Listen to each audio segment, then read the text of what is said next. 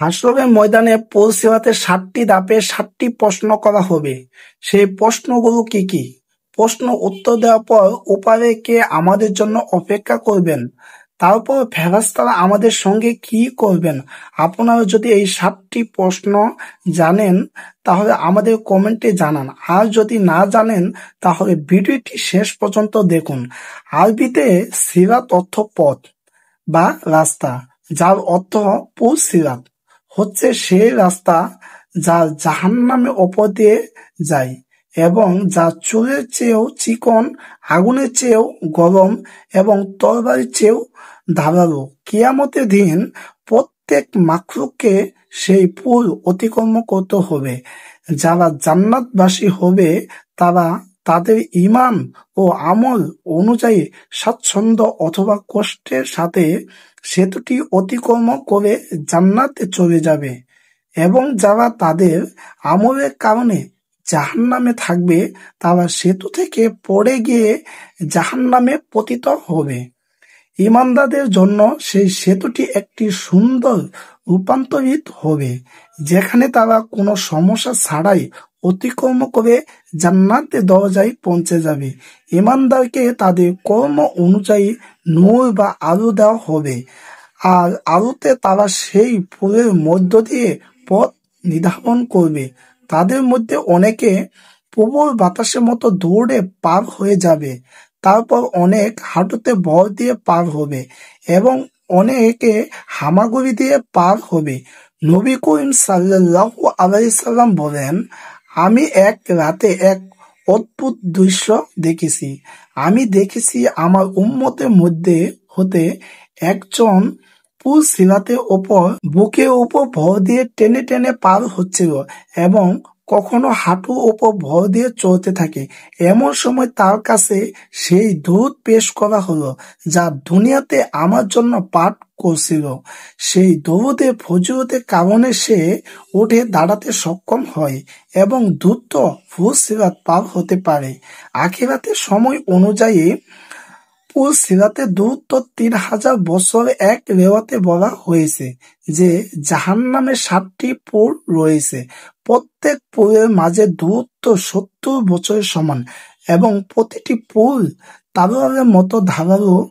এর ওপর দিয়ে অতিক্রমকারী দলগুলোর মধ্যে প্রথম দলটি চোখে পলকে পার হয়ে যাবে, দ্বিতীয় দলটি বিদ্যুতের মতো পার হয়ে যাবে, তৃতীয় দল জট ও বাতাসের মতো পার হয়ে যাবে, চতুর্থ দল পাখির গতিতে পার হয়ে যাবে, পঞ্চম দল ঘোড়ার মতো পার হয়ে যাবে, ষষ্ঠ দল দৌড়ে চলা মানুষের মতো পার হয়ে যাবে, সপ্তম দলটি পথচারীর মতো পায়ে হেঁটে পার হয়ে যাবে। তাদের সবার শেষে একটা দল অবশিষ্ট থাকবে। যখন তাদেরকে যেতে দেওয়া হবে তারা পুল সিরাত ওপর তাদের পা কাঁপতে শুরু করবে, তাই তারা হাঁটু গেড়ে বসে পড়বে। অজ্ঞতা তারা হাঁটুতে ভর দিয়ে চলতে শুরু করবে এবং জাহান্নামে আগুন স্ফুলিঙ্গ তাদের পায়ে এবং পায়ের তলা পর্যন্ত পৌঁছাবে।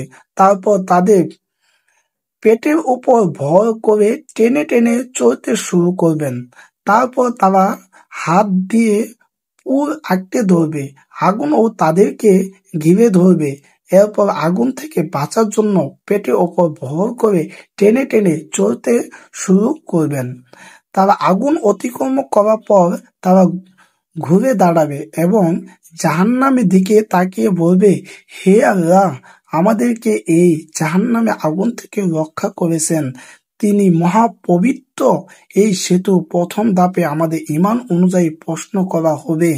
আমাদেরকে ঈমানে আরকান সম্পর্কে জিজ্ঞাসা করা হবে, যার মধ্যে আল্লাহর প্রতি ঈমান, ফেরেশতাদের প্রতি ঈমান, পবিত্র গ্রন্থের প্রতি ঈমান ও সকল নবী রাসূলের প্রতি ঈমান, আখিরাতের উপর ঈমান এবং ভালো মন্দ ভাগ্যে বিশ্বাসের সকল প্রশ্ন থাকবে।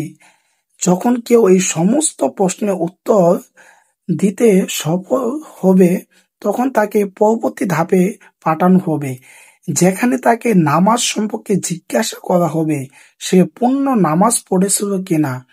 যারা তাদের নামাজ সঠিক ভাবে আদায় করবে, তাদের নামাজে তাদের জন্য একটি নূর হয়ে যাবে, যারা তাদেরকে পরবর্তী ধাপে পথ দেখাবে। এরপর তৃতীয় ধাপে তাদের জাকাত সম্পর্কে জিজ্ঞাসা করা হবে। যারা সব সময় সঠিকভাবে জাকাত আদায় করেছে, তারা এই ধাপ থেকে পরবর্তী ধাপে একটি ঠান্ডা ঝোড়ো বাতাসের মতো পৌঁছাবে, যেখানে চতুর্থ ধাপে তাদেরকে রমজানের রোজা সম্পর্কে প্রশ্ন করা হবে, যেখানে রোজা রাখা এবং কোরআন তেলাওয়াত সেই ব্যক্তিকে সাহায্য করবে। এবং একটি রেওয়াত অনুসারে রাসূল সাল্লাল্লাহু আলাইহি সাল্লাম বলেছেন যে সে সময় রোজা বলবে, হে আল্লাহ, আমার কারণে এই ব্যক্তি সারাদিন ক্ষুধার্ত ও তৃষ্ণা ছিল এবং নিজেকে নফসের কামনা বাসনা থেকে বিরত রাখত, একে ক্ষমা করে দিন। কোরআনে বলবে যে সে আমার তেলাওয়াতের কারণে রাতে ঘুমায় নাই, তাকে ক্ষমা করুন। এবং এতপর আল্লাহ তাআলা তাকে ক্ষমা করবেন এবং তাকে পরবর্তী ধাপে অর্থাৎ পঞ্চম ধাপে পাঠাবেন, যেখানে তাকে হজ সম্পর্কে জিজ্ঞাসা করা হবে। এবং এই ধাপে সফল হওয়ার জন্য শারীরিক ও আর্থিকভাবে সক্ষম প্রত্যেক মুসলমানের তার জীবন অত্যন্ত একবার হজ করা উচিত। এখানে সফল হলে তাকে পরবর্তী ধাপ অর্থাৎ ষষ্ঠ স্থানে পাঠানো হবে। ষষ্ঠ ধাপে তাকে অজু ও গোসল সম্পর্কে জিজ্ঞাসা করা হবে। অজুর মাধ্যমে একজন ব্যক্তি পরিষ্কার এবং পবিত্রতা হাসিল করে আল্লাহ ইবাদত করার জন্য প্রস্তুত হয়। তাই শিশুদেরকে অল্প বয়সে অজু ও গোসল সম্পর্কে শিক্ষা দেওয়া জরুরি, যাতে কিয়ামতের দিন গুজরাতে ষষ্ঠ ধাপে সফল হয় এবং পরবর্তী ধাপ অর্থাৎ সপ্তম ও শেষ ধাপে পৌঁছাতে পারে।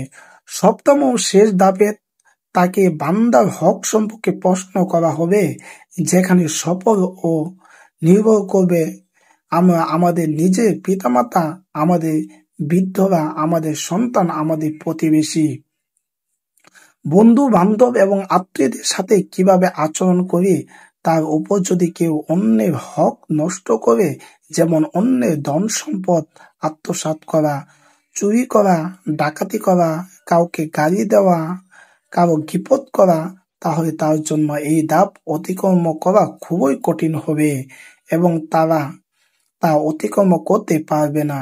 কিন্তু যারা এই শেষ প্রশ্নের সঠিক উত্তর দিয়ে দেবে, তারা সেই স্থানে পৌঁছে যাবে যেখানে হযরত মুহাম্মদ সাল্লাল্লাহু আলাইহি সাল্লামের জন্য অপেক্ষা করতে থাকবে এবং তাদের স্বাগত জানাবেন, যেখানে তাদের জন্য দুটি পানি ফোয়ারা থাকবে, যার পাশ হীরা জহরাত দ্বারা তৈরি করা হয়েছে।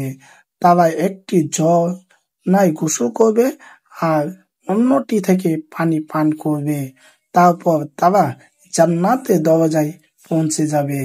জান্নাতের দরজা ফেরেশতারা যেখানে তাদের স্বাগত জানাতে থাকবে, তারা জান্নাতে পা রাখবে এবং এমন এক অন্তহীন জীবন প্রবেশ করবে যা কখনো শেষ হবার নয়। আল্লাহ তাআলা আমাদেরকে এমন নেক আমল করার তৌফিক দান করুক, যার ফলে আমাদের পুল সিরাত পার হওয়া সহজ হয়ে যায়। আমিন।